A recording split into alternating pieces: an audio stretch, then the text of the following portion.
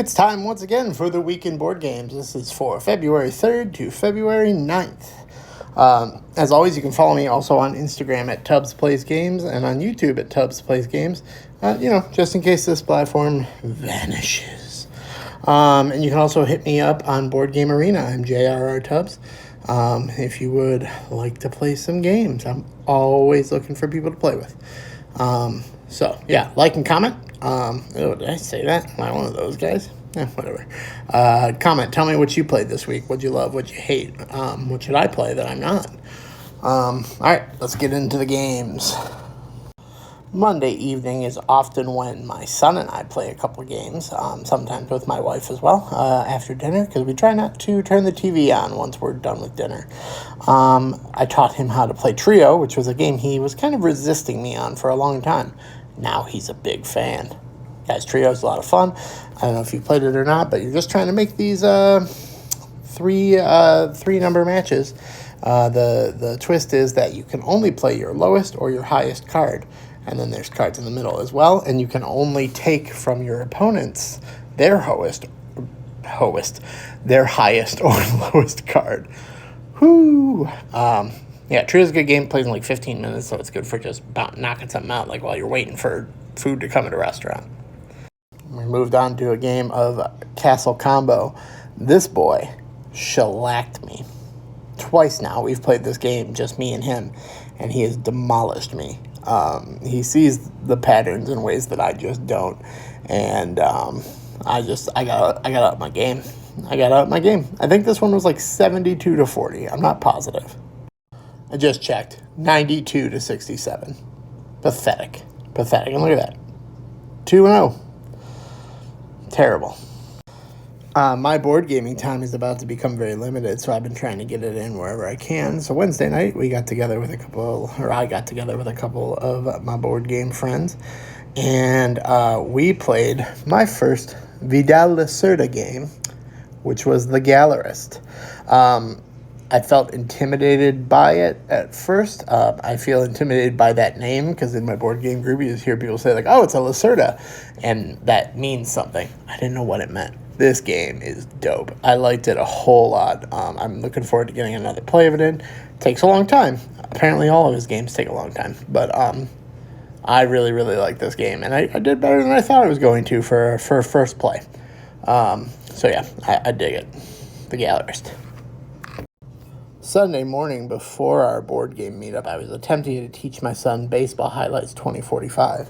Because I just got the bases loaded edition of this game, which is all of the expansions up to now, as well as the base game. I'm so excited. I love this game. I've only played it. When I say I love this game, I played it once, and it left a real impression on me. So I'm excited to have my own copy now.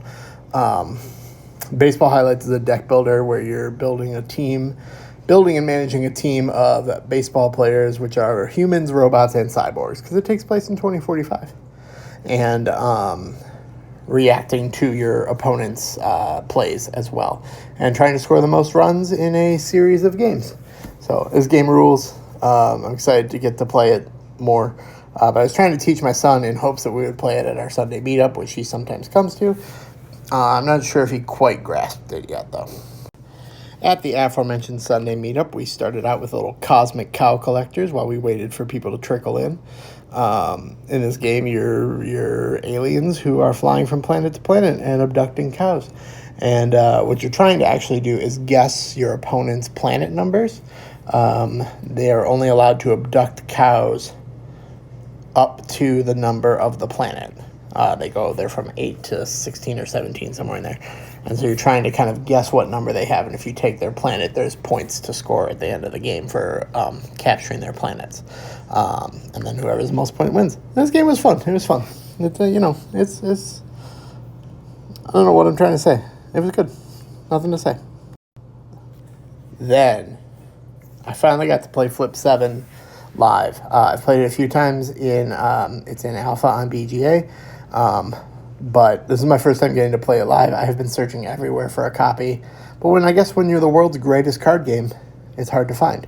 And that's not me saying that. That's what they put on the box. It's the world's greatest card game. Essentially, all you're doing, we called it like wacky blackjack, fancy blackjack. You're essentially getting dealt cards one at a time around the table. The deck has 12 12s, 11 11s, 10 10s, and so on and so forth. And you're just pushing your luck to try to get as many points as possible. It's a race to 200 points. You can either hit or stay and collect your points, but if you get two of the same card, you bust. And there's also these power cards like this +6, and there's one that says flip 3, where you can either pass it to someone else or keep it for yourself and flip 3 cards. There's multipliers, there's all kinds of stuff. This game was so fun. We had so much fun, and I cannot wait. I ordered a copy from goddamn England, and they'll be here next week. But it's coming. Then I got to learn El Grande. El Grande is one of those classic games. It's a Board Game Geek Hall of Fame inductee this year, and I'd never played it. I'd heard a lot of people talk about it, but I'd never played it, and that's what I always take an opportunity to play at our meetups. Again, loved it. It's essentially just what do we call it? An area majority game. I was going to call it a worker placement game, but it's not. Just because you put meeples on a board doesn't make it worker placement. It was an area majority game. I really dug it. I've already started a game on BGA, so I'm going to keep practicing and learning to do a little better each time we play. But it was a good time. Love it. We got Ito to the table. Ito is a game that I picked up. I ordered it. I heard about it on a TikTok from a board game store, and I immediately ordered it because it sounded fun, and it was. In Ito, you essentially have cards between 1 and 100, and it's a co-op little party game. Where each player gets one numbered card, and then you get different categories. So, we had things like strongest movie character, or movie characters strongest movie character, I think we had. And you're basically trying to give the rest of your table clues as to how high or low your number is, by saying if the character you name is, on the stronger end or the weaker end. So, for example, the low end, I think the number was 1, and somebody said Thomas J., Macaulay Culkin's character from My Girl. Notably weak, dies from bee stings, terribly sad. But yeah, that's what they put on there. And then 100, I forget what it was. But yeah, this game was so fun, caused a bunch of arguments, fun arguments, and it was a good time. We played some more Trio. The meetup was starting to end, and we just wanted to get some quick games in, so we played some more Trio. And then we finished up the night with Mountain Goats. Mountain Goats is another game I've played on BGA, but I had never played in real life, where you are essentially rolling dice to make numbered combinations between 5 and 10, and try to move your goats up to the top of each mountain so they can feed. Once you get to the top of a mountain, you get to stay there and feed every time you roll that number, unless somebody else gets to the top of the mountain and kicks you off. We also had an expansion we played with down here where you could make numbers that were higher than 10 and put mountains on this. You could retire goats to this mountain, and whoever had the highest number at the end of the game got bonus points. So it was cool. I think I'm going to pick up a copy of this. I think my son liked it. I think my wife would like it too. There you have it. That's the games for this week. Here's the bad news, y'all.